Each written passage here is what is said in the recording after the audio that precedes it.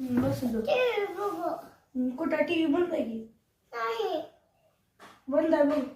नको. चला कोण झाले? ए, हो आपण दोघं बघू टीव्ही बघू. बर लाव. सकाळी सकाळी टीव्ही बघायची आहे. टीव्ही आपण दोघं भाऊ भाऊ टीव्ही बघू. आवरायचं कोणी? आंघोळ कोणी करायची आहे? दादाचं बघ सगळं झालंय.